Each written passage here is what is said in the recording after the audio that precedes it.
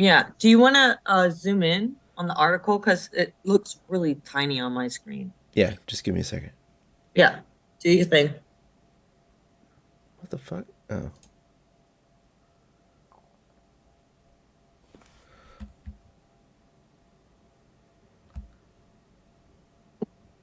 can you read it now?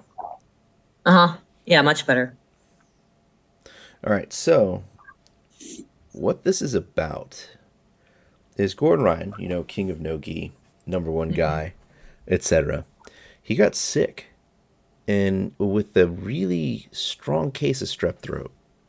Mm. That's going around, by the way. Right. And he had to take a bunch of antibiotics and whatnot. And apparently, he was bedridden. He went from what we see on the right to what we see on the left. Hmm. Like he lost almost all of his muscle mass. And the thing is, apparently he has a stomach issue, like with digestion, which Hmm. takes medication to fix. And the antibiotics apparently reversed all of the progress he got in his stomach.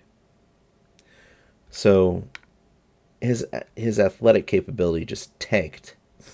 Yeah. And the reason why this is a bit controversial is that people are saying that this is proof that he was using steroids or some sort of performance enhancing drug. You Interesting. know, Okay. because going from the physique on the right, even if you're sick, all the way to the physique on the left, people are saying that that's very suspect. My thing is, you know, I don't know if it is or not. I'm not a medical professional. I've never seen anybody in this predicament.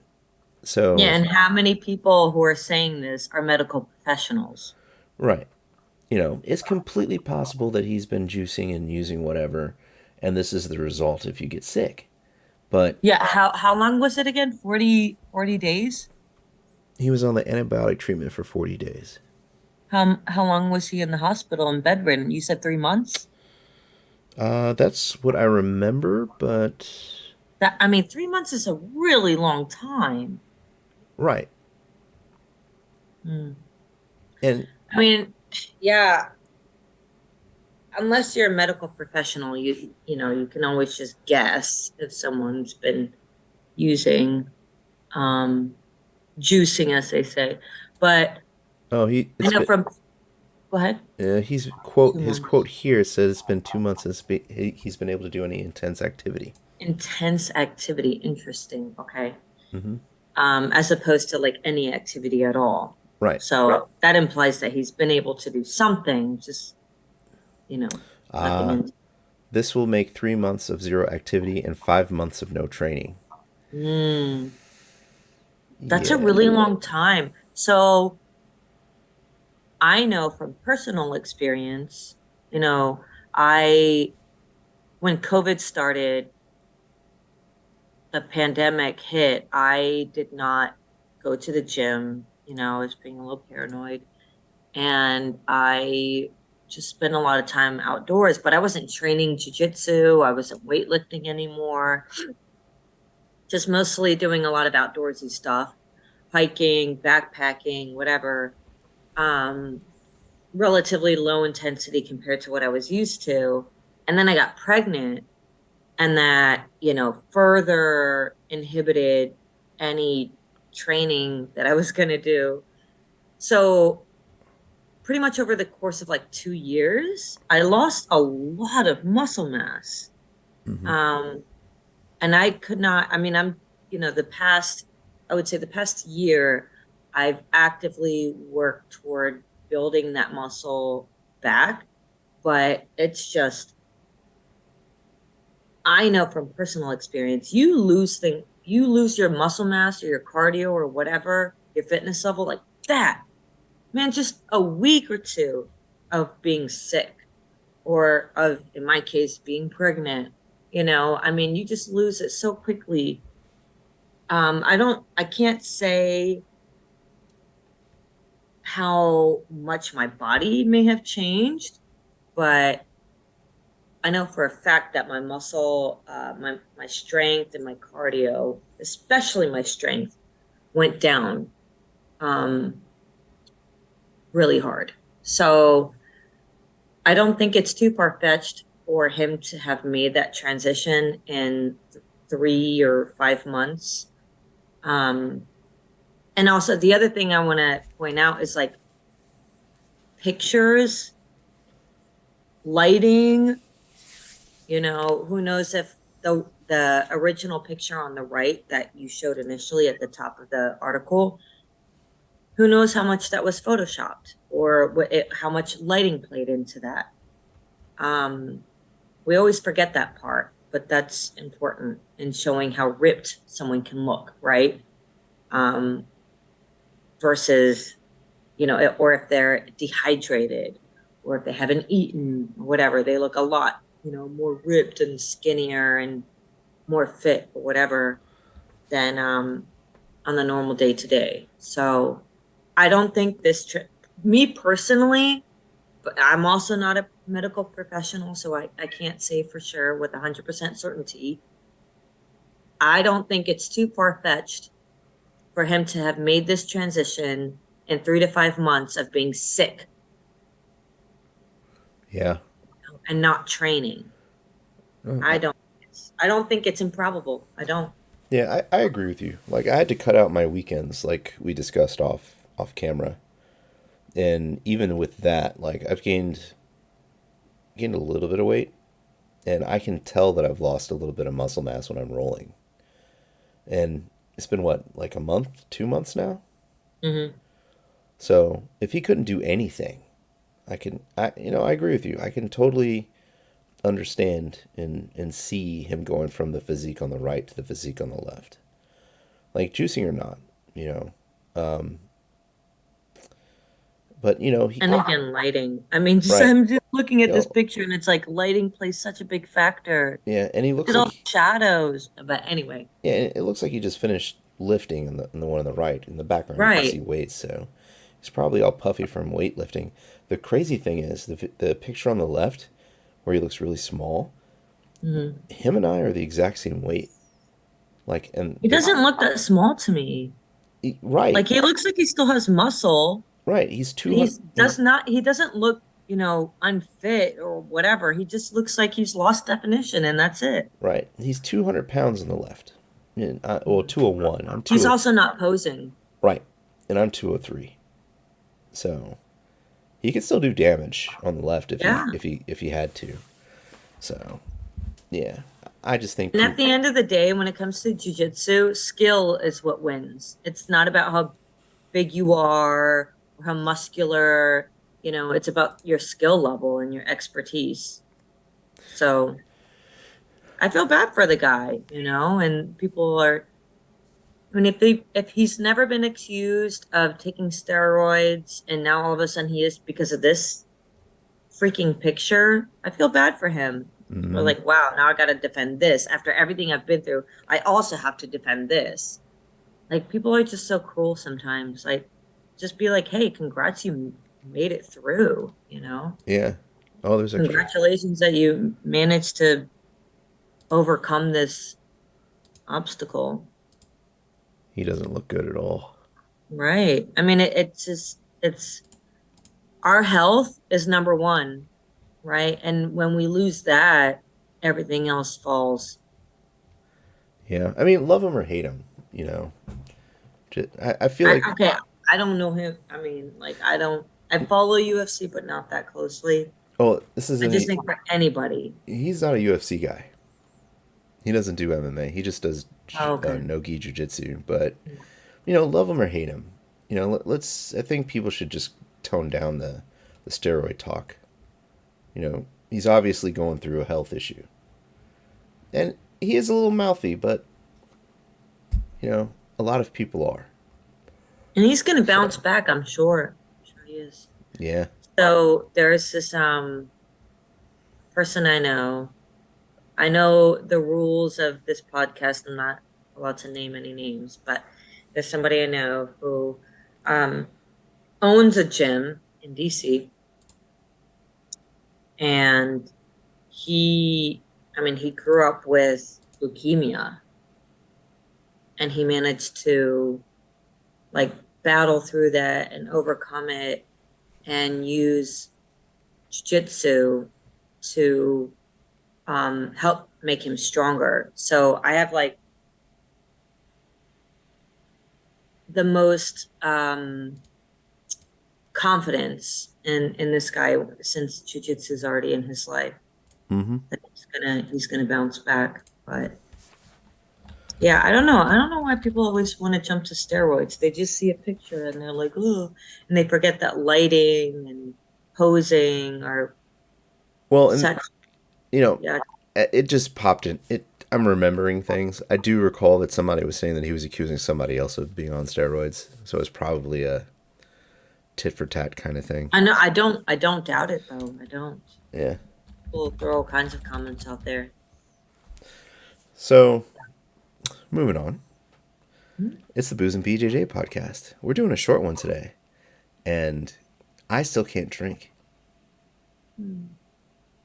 The good news is my blood pressure's better, a lot better.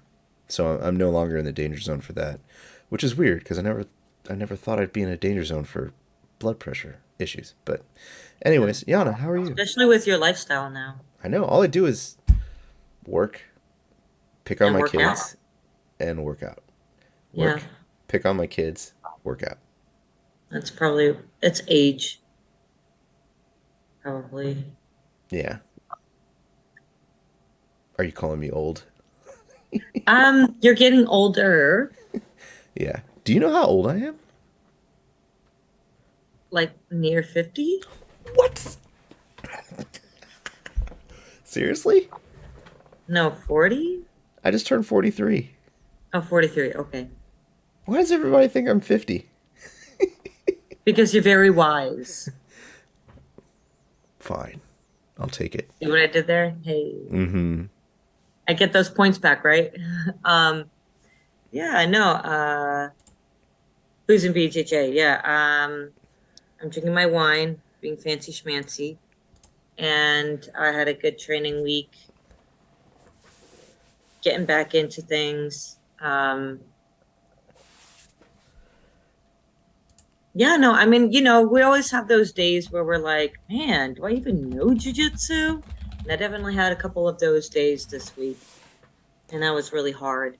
But I think I was also dealing with fighting off a bug. Mm-hmm. I think I was sick for like 1 or 2 days, and I didn't realize that I was sick.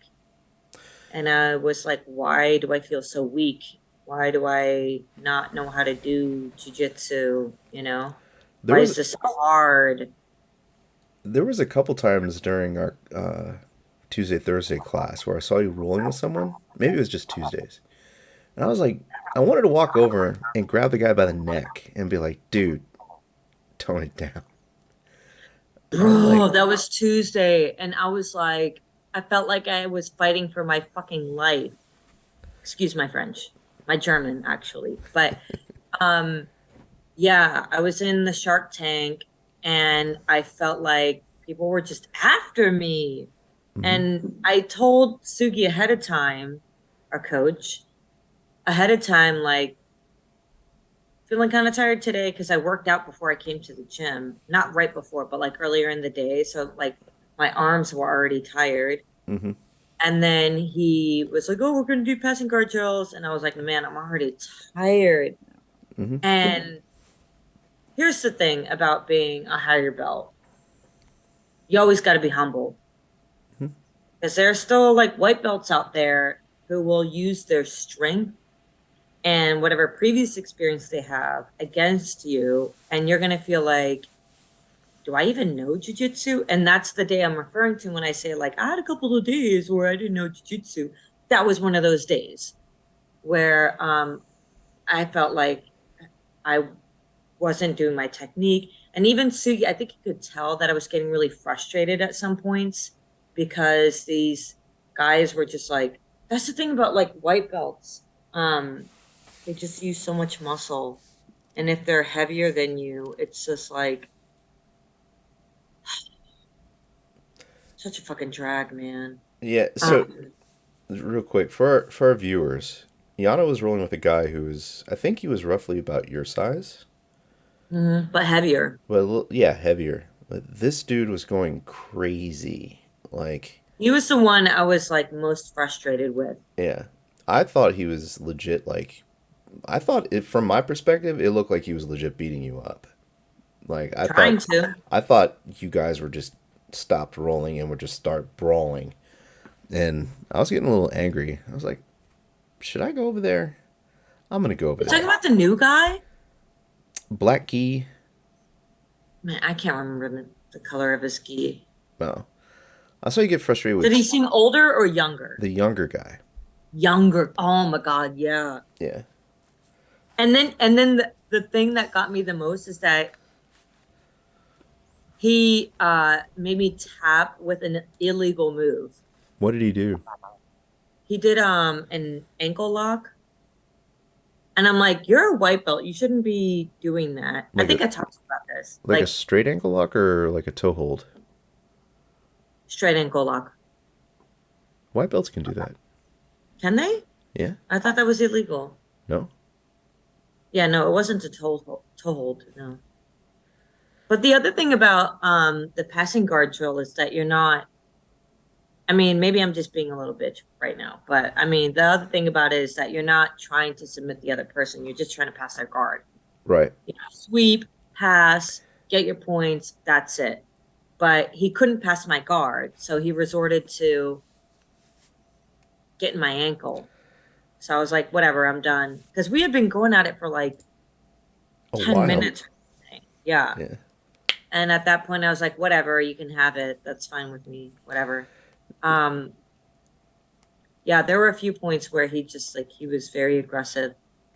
Um, but yeah, that's the thing about like being a higher belt. There's still people out there who are, you know, maybe at lower belt but have prior experience or a chip on their shoulder Or bigger, and stronger. bigger, you know, heavier, stronger, whatever.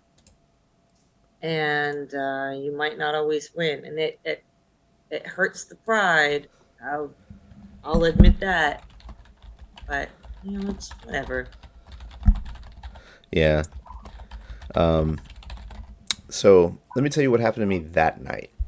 I got Big Anthony first round. He's 23, brown belt in judo, wrestling background, solid muscle. Wait, are you talking about the really tall guy? Yeah, he's like 6'4". Yeah, yeah, yeah, yeah, yeah. I've never rolled with him. I'm too afraid. He's a very nice dude, but a little bit Uh-huh. snappy still. But he, this time at least, he didn't just blast through my guard like I wasn't there. But I could not hold him. Like, he got me into side control. I was like, yeah, okay, this is right. Tap, I tapped. We switched out. My second time I cycled in, I passed him my guard. And when I was playing bottom, the guy who came to pass my guard started trying toe holds and, what's the other one? The Achilles lock. Oh, I know what you're talking about. Heel I hooks. don't. Heel hook, yeah. Yeah, from standing. And I'm like, What are you doing, man? stop. Yeah, I'm gonna. I gave him the knife hand at one point. It's like, no, you're a white belt. we're not allowed to do this. You're not allowed to do that. But then I found out apparently some of the new guys were looking at YouTube videos, and they were picking up techniques that they really should not be doing. So I just giggled, and then he apologized, and then I just swept him like almost immediately. And it was, I mean, it's a teachable moment, but a dangerous one because he had no control. He could have snapped my ankle, Yeah. ruined my knee. Then I would have been pissed off. And that's why there's some submissions that are not legal for certain belt levels. Like you just don't have the body control or the expertise or awareness or whatever to execute that submission in a way that's responsible and safe. Yeah, Sentry in chat just said that Instagram is also a great source for crazy techniques. Please stay away. Stay away from Instagram. Just listen to your coach. Yeah. Honestly, that's the most. I have won multiple gold medals, couple silver, couple bronze. But my successes have been due to relying on the instruction that my coach gives me, not on some crazy technique I learn off of YouTube. I have never once gotten a submission or won by some crazy technique I see on YouTube. I've watched YouTube.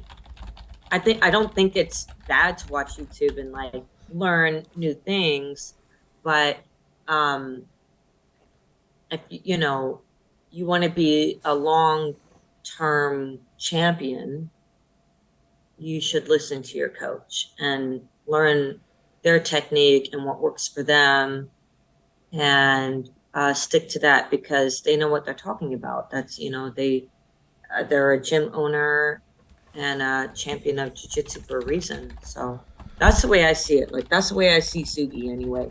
Like he knows what he's talking about. I'm going to focus on his technique. I'm going to focus on what he teaches us. And that's what has led to my successes. True. Yeah. Um, so in chat, the Sentry brings up a good point. He Which is, says he's beginning to question. He feels like it's a bad idea for tutorials to exist for techniques that are not allowed for white belts, since the people mm, that watch the most tutorials, in his opinion, are white belts. yeah. I'll agree with Yeah. I that. mean, I agree with that 100% because a lot of when you're a white belt, you're really passionate about the sport. You're just getting into it. You want to learn as much as you can, as quickly as you can. If you're anything like me, you're impatient and you're not willing to wait for your coach to show you the, the newest, hottest move. You just want to be like, boom, just show me, let me look on YouTube. Um, but I think that I think it's okay for coaches to not publish, share videos of tutorials for moves that work for them. The idea is that your coach should warn you, hey, focus on these moves. These moves are illegal. Don't do these moves. So in my Everybody, go ahead. so in my Friday class, I've actually gone on. I've actually had to put the hammer down on a couple of the guys because Hmm. they were doing stuff that, first of all, was like low percentage. Like instead of doing a triangle, right? They would do something else. I'm like, what is that? Yeah, They go, like what are oh, you even doing right you know, now? it's a flying Pokemon choke. Like, no, don't do that. In that situation, just do a freaking triangle. Oh, okay. Oh, you're right. It worked. I was like, show me this flying Pokemon choke. I mean, it's not called a flying Pokemon choke. I'm Yeah, yeah, just, yeah. Yeah, no, I get yeah, what you're saying right. now. And I'm saying, I'm sitting there looking at them demonstrating on each other. I'm like, guys, this is junk. Like, just don't do this. That's the thing. I think what happens is these higher belts who have their own gyms, they want to make a little bit more money, so they post these tutorials on YouTube and then the people who are watching them are the ones who are just getting into the sport and they're trying to like absorb as much information as possible and don't realize like, oh, I really shouldn't be learning this because I'm not ready, you know? Mm-hmm. Um, and but the people who are posting the videos are getting the money that, they're they're trying to get. And anybody's allowed to watch those videos. There's nothing wrong with watching tutorials online, no matter what belt level you are. I don't think there's anything wrong with that. I guess the downfall is when your coach is not warning you if maybe like your gym, um, they're not explaining what rules, kind of like what rules there are around jujitsu, like what white belts or blue belts or whoever can do this, that, or the other thing. Um, and warning against doing certain moves. I think that's where the responsibility kind of lies, is in the gym or the coach, the instructors, to kind of teach the students. Yeah, there's all this information. I mean, just think about kids. There's always information out there, you know, and as parents, it's our responsibility to guide them in the right direction and focus on critically thinking about whatever information they're getting, you know. Is this valuable? Is this safe? Yada yada yada. And on that note, Yana, you wanna announce the technique that we're gonna review?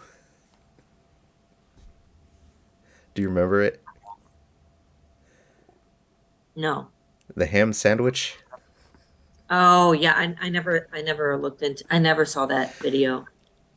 I haven't I haven't watched it either, so we're gonna watch it live.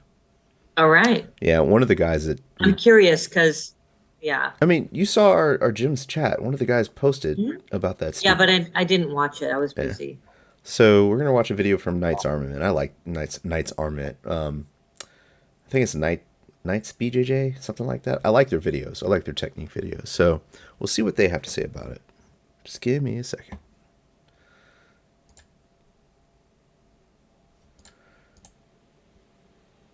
Screen one. Hold on.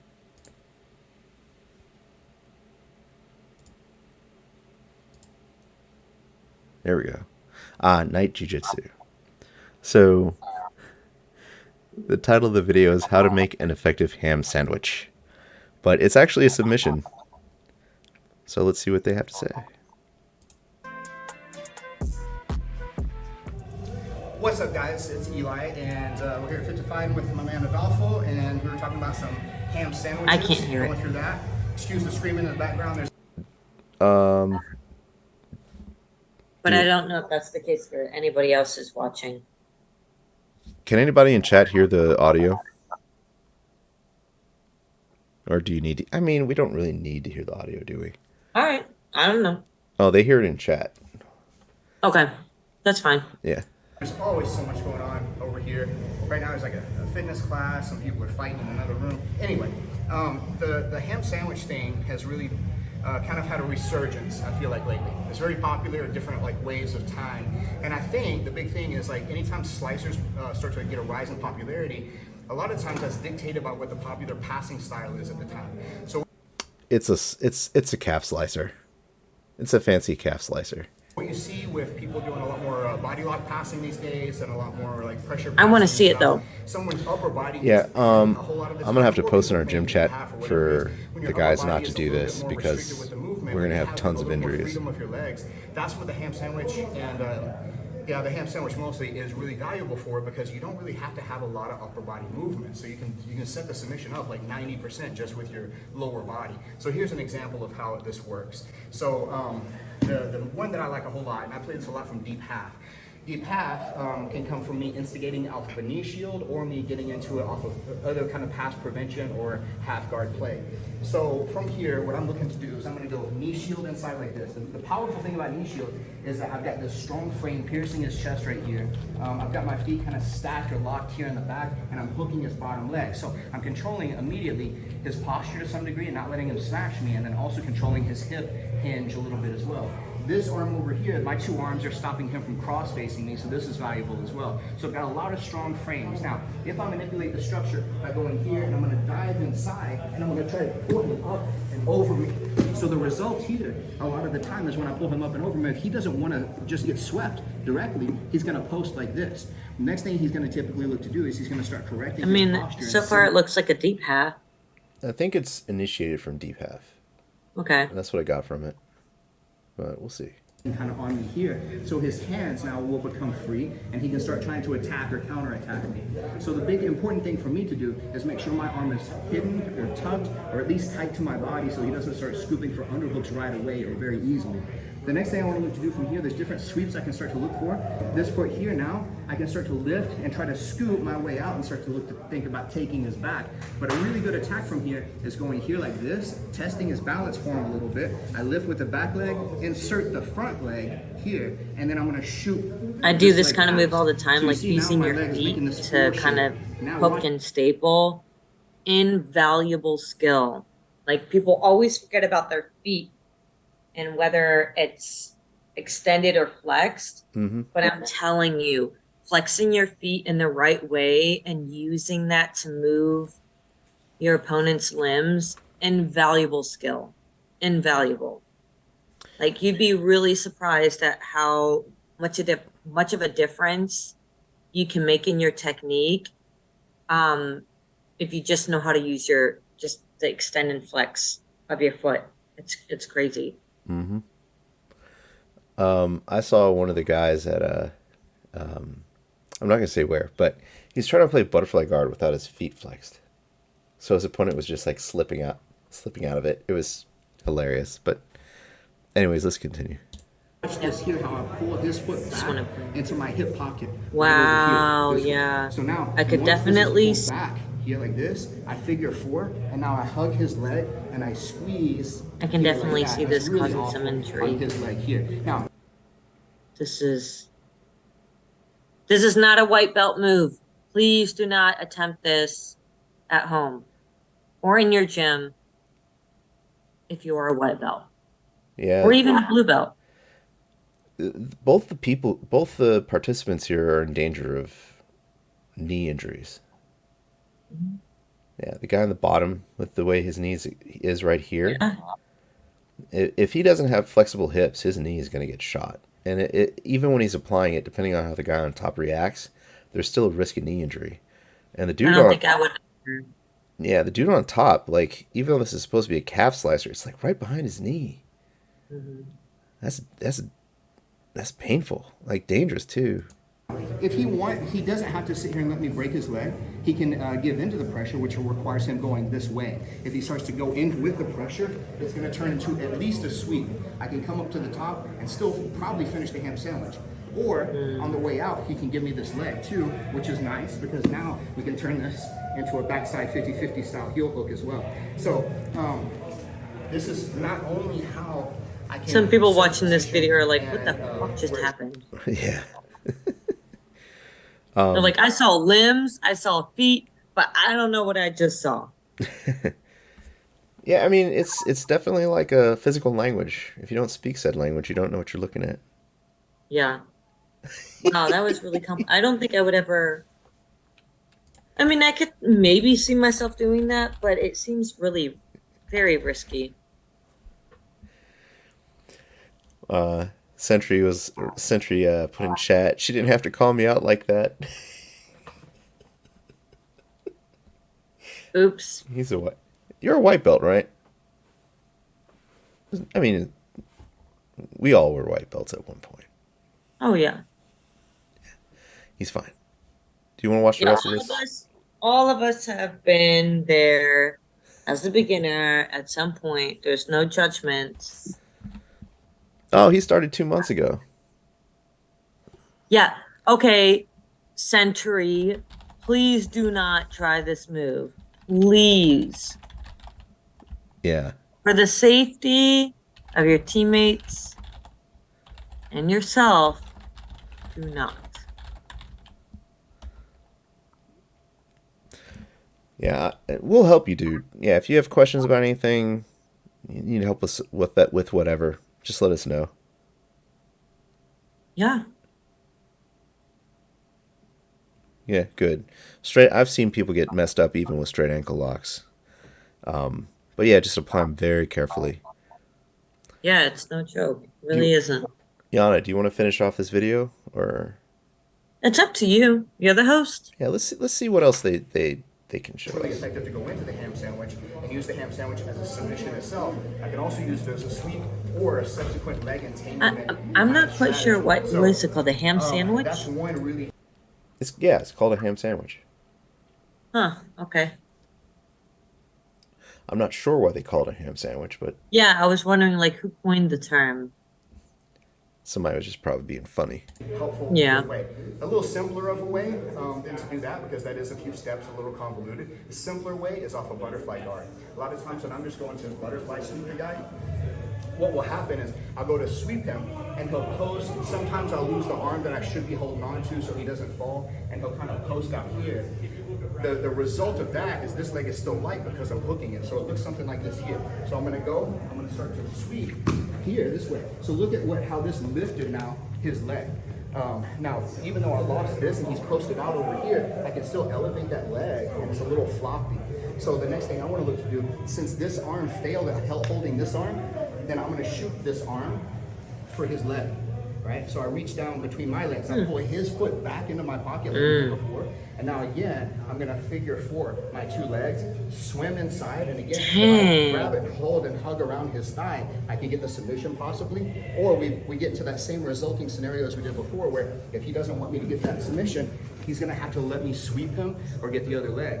If I sweep and I want to come to the top, which we didn't discuss before, a good way to finish this from the top is to get That this looks outside really cradle painful, like this. So and I've got a near cradle and I've got the ham sandwich. especially between my with that legs. stretching if I just out. fall right now, Yeah. it's a bad day for the dog's leg right there. So that's another way. So off of butterfly Man, sweep, there's off like of there's no escaping I that. want a little simpler entry, and something that results in a little bit more like a calf slicer versus a ham sandwich, which I guess is we should kind of discuss what differentiates. All right, so I get it. The ham sandwich is using that using that position as a hold, not necessarily a submission. So once you use it as a submission, then it's a calf slicer. So Yeah. there is a distinction. But it does seem like he's kind of passing guard with that, just using it to make the person fall over. 1 second. Yeah, go ahead. The sentry's asking what exactly slicers do. They hurt like crap. Basically, a slicer is like there's different kind of slicers, right? Like there's a bicep slicer. In this case, there's a calf slicer.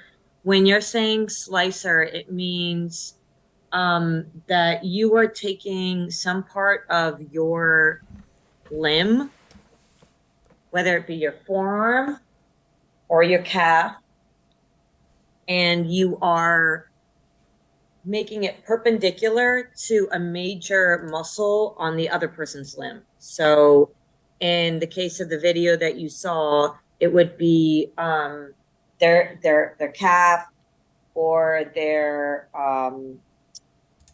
thigh, and you're making it hurt. Like think about, or another way of explaining it is like the bicep slicer. You take your forearm and you're making it perpendicular to the bicep, and you're squeezing, you as the person doing the submission are squeezing that your opponent's arm over that limb that you're putting there, and it creates so much pressure on the muscle that it makes them tap. It hurts really bad.